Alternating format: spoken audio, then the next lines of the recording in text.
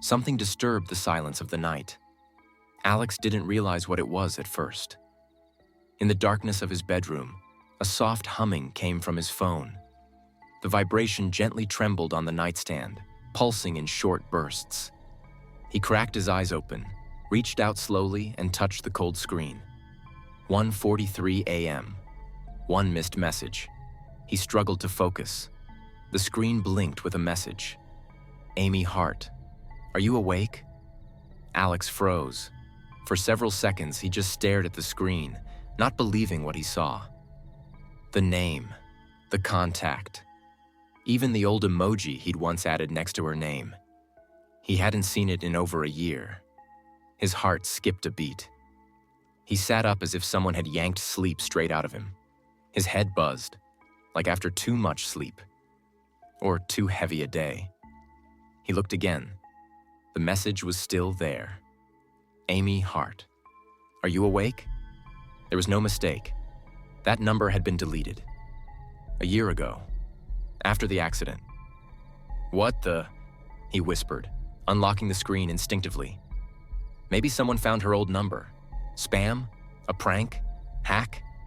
He tapped the contact. The profile info loaded slowly, as if even the phone wasn't sure what to do.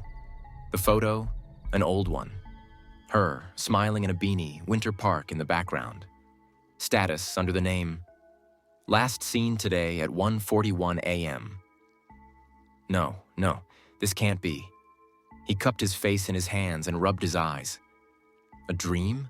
Hallucination? Or someone messing with him? Maybe the number had been reassigned to someone else and it was just a coincidence. But the message. Are you awake? That wasn't just a random phrase. It was exactly how she used to write. Always lowercase, no extra punctuation. At 1:43 a.m. Alex searched the number. And yes, it had been deactivated. He'd checked himself, the day he first tried to call it. Back then, at the funeral, the network had said the number didn't exist. And yet, a message had arrived. He placed the phone on his pillow like it was a hot stone. For a few seconds, he sat still, listening to the silence in his apartment. No sound except the low hum of the AC.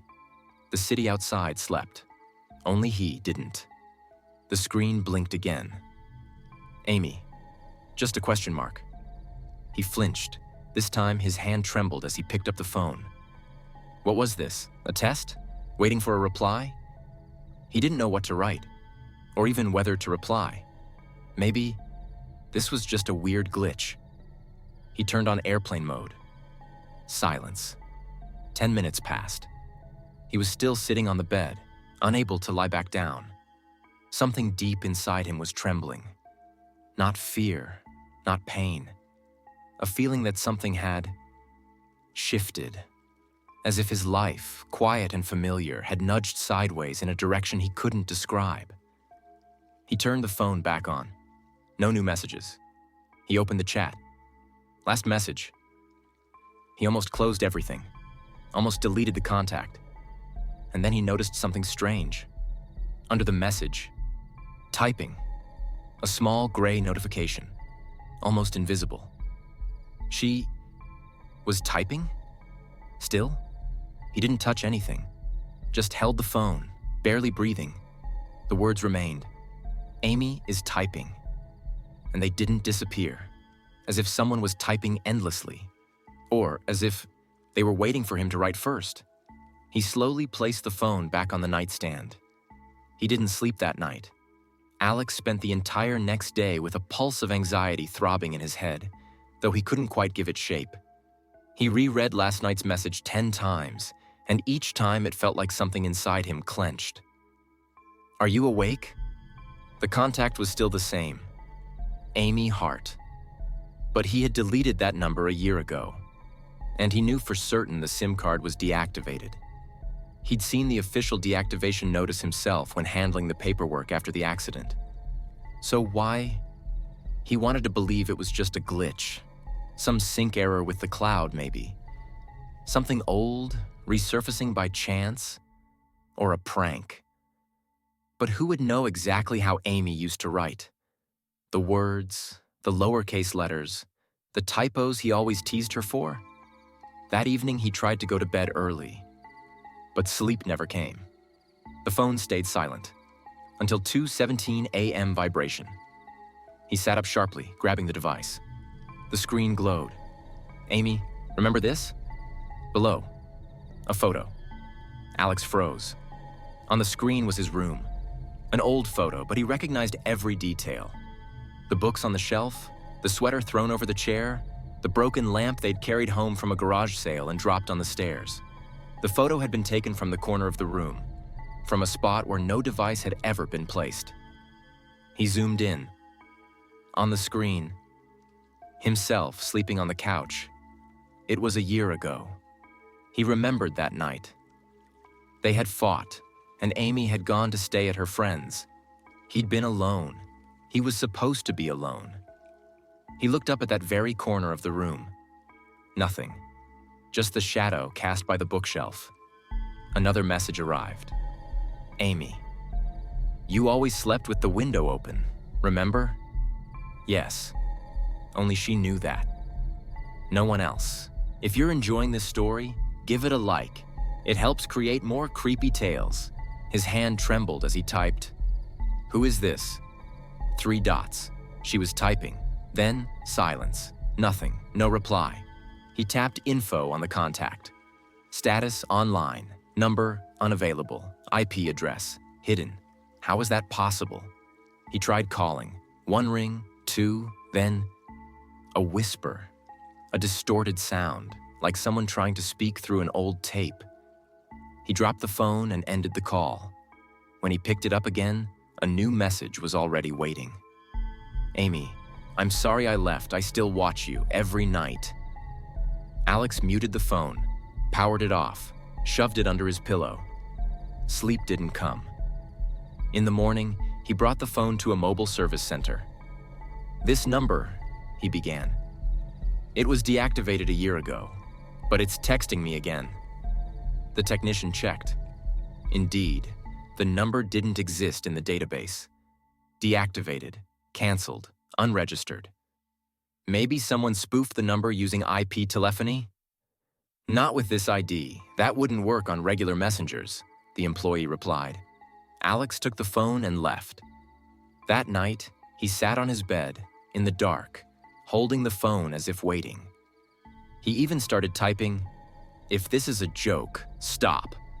But before he could hit send, the screen lit up. Amy, don't you miss me? He didn't reply. His heart pounded like it was trying to escape.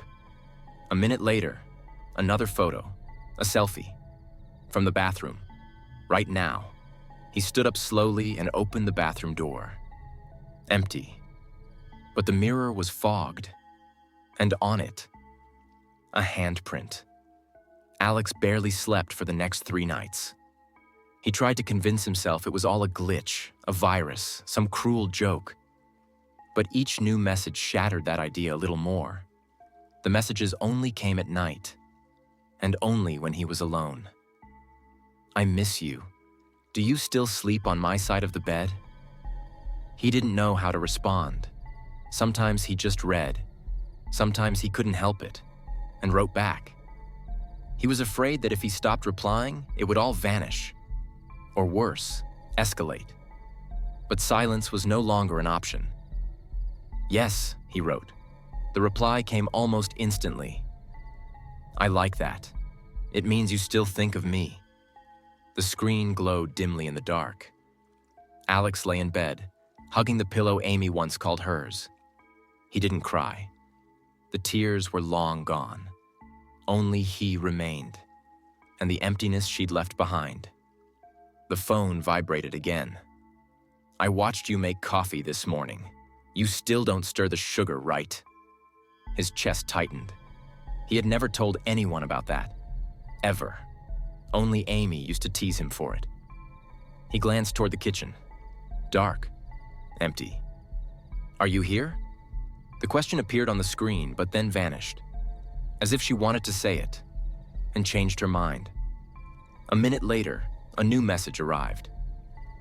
I'm outside. Alex sat up in bed. He felt a chill run down his spine.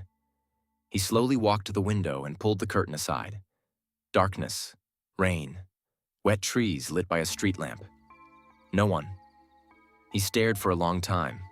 Maybe she meant offline. Available? Something figurative? Strange wording. The phone vibrated. Want me to knock? He spun around. Number no, no, no. He rushed to the hallway, turned on the light. The door was shut. Everything looked normal. The lock was in place. So was the chain. He stood there, frozen, clutching the phone, his breathing uneven. I remember how you used to open it without looking, just because you knew it was me. The message appeared like she was watching him right now. He didn't know what to do. And then, she started typing again. 3 dots appeared on the screen. She's typing. He watched them blink, longer than usual, as if she was typing something important. Finally, let me in? Alex didn't remember falling asleep. He remembered sitting on the floor by the door, phone in hand, staring at the blinking dots. She's typing. He remembered his heart pounding so loudly it felt like it echoed through the walls. And then, nothing. He woke up with a jolt. 3:02 a.m. The phone glowed beside him, chat still open. Amy, you fell asleep, again. You don't wait for me anymore. Alex ran a hand down his face.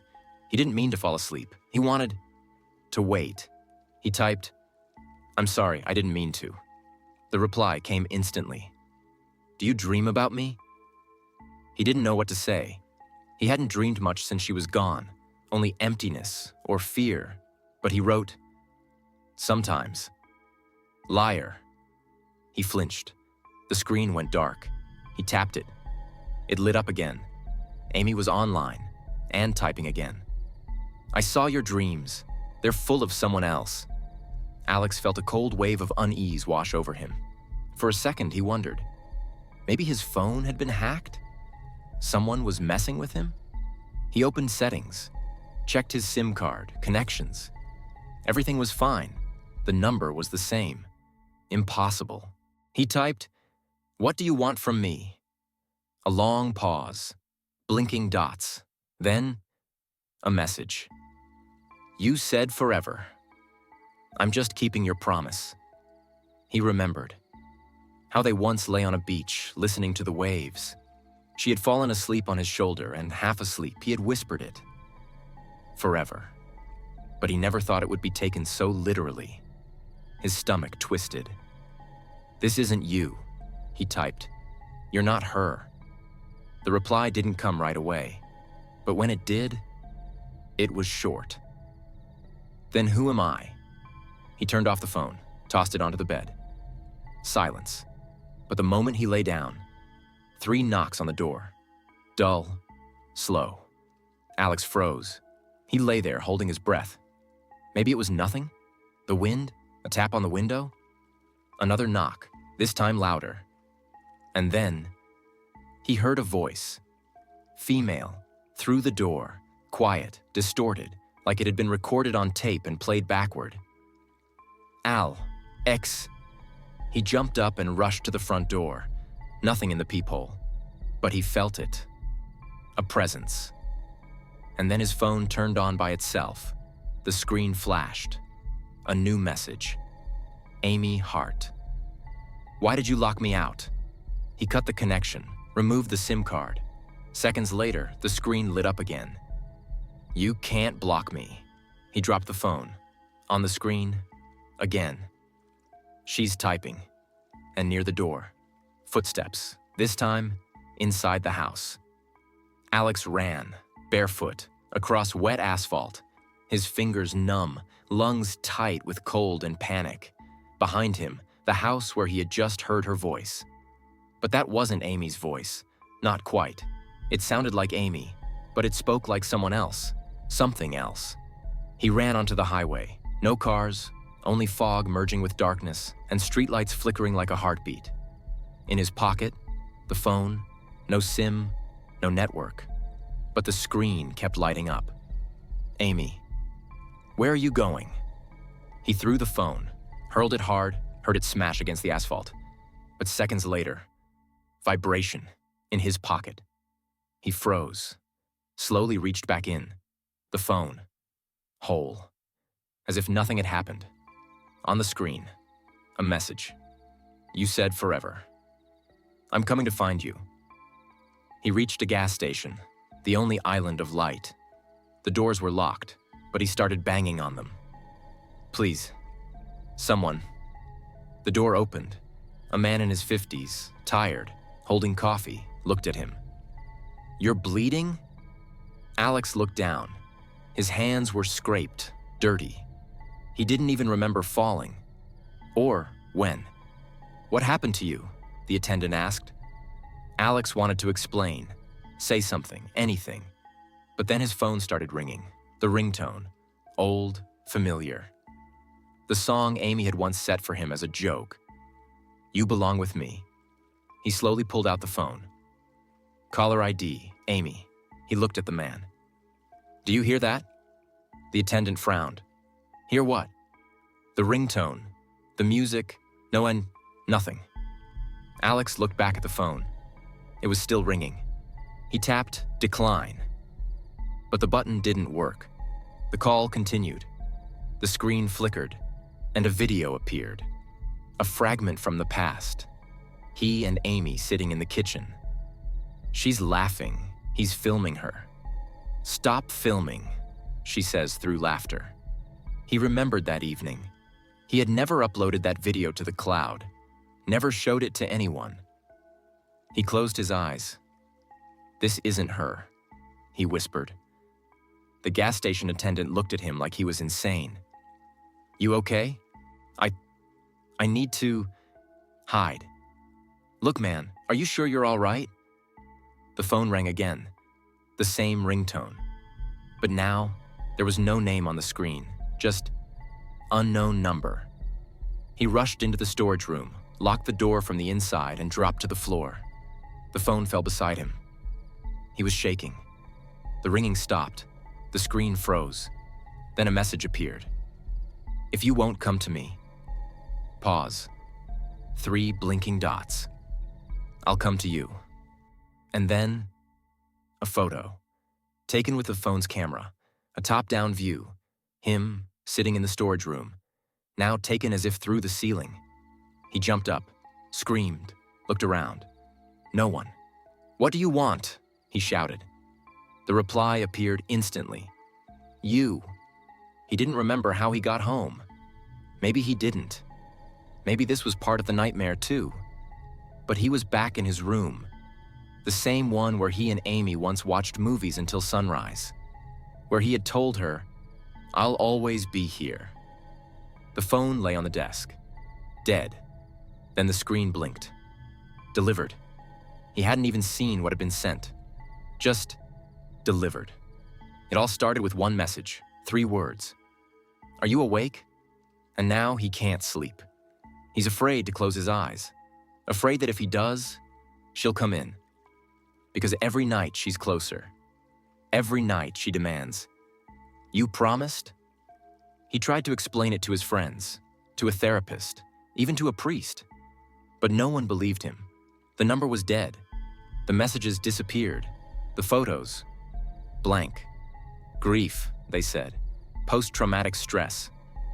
You just miss her. He missed her too. But what was happening wasn't about Amy. It was something else. He didn't turn on the lights. He sat in the dark, pressed against the wall, breathing through his nose to stay silent. The phone lay on the floor by the bed. The screen lit up again. Typing. Appeared. Disappeared. Appeared again. He clenched his fists. Stop, he whispered. Please. On the screen, the words appeared. Let me in. He turned the phone off, removed the SIM card, smashed the device against the corner of the table. The pieces scattered across the floor. He exhaled. Silence. Finally. But then, vibration. He looked up. On the floor, another phone. Old, cracked. Amy's. He hadn't seen it since the accident. The screen lit up. A message appeared. "I'm already inside." He jumped to his feet. His heart was racing. The door locked. The windows, Masara, closed. But from the hallway came the scent of her perfume. Not Amy, but the copy hiding beneath her voice, beneath her memories. He rushed out of the room, but the door wouldn't open. He pulled, slammed, screamed. "I said stop!" And then, silence. He panted, shaking, turned around, and saw her. Amy stood by the wall, exactly as he remembered her. Almost, except the eyes, far too black, and the smile, not hers. "You promised," she said. "Forever." "You're not her," he whispered. "I'm all you have left." He closed his eyes. "I release you." A pause, a whisper. Too late. When they broke into Alex's room, he was sitting on the floor. Phone beside him, shattered. No signs of struggle, no screams, just silence. He was calm. Too calm. A medic knelt beside him. "Alex, are you all right?" Alex looked up. A smile, thin, unnatural, not the kind anyone recognized. And his eyes, they weren't his. Too dark, too empty. "I'm fine," he whispered. "She's already here." A week later, Alex returned home. He insisted everything was fine. Just exhaustion, nerves, insomnia, stress. He even laughed, invited friends over, became active online again. Too active. Posted old photos of Amy, wrote that she was always close. That love is stronger than death. But something was off. Neighbors complained about noises at night. Scratching, growling, whispers. And once, a strange, high-pitched female laugh from beneath the window. One day, his friend Josh dropped by unannounced. He was worried. Alex hadn't been responding. The door was unlocked. The apartment, perfectly clean. Candles, cozy lighting, tea on the table. Alex sat in the kitchen. On his lap, their old dog, Bruno. Or rather, what was left of him. Alex was stroking it. "She came back, Josh," he said without turning. "It's okay now. She's taking care of me and us." "Alex, where's Bruno?" Alex turned, blood on his lips, and on the plate. Something that once might have been meat. "He's with her now," Alex said.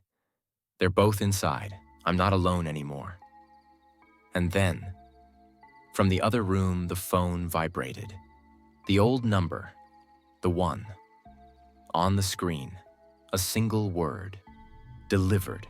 If this story made your heart race, don't forget to subscribe to the channel. Hit the like button to support new chilling tales, and tap the bell. That way, you won't miss the next dose of horror.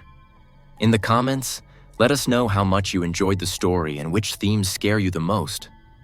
Who knows? Maybe your idea will become the next nightmare.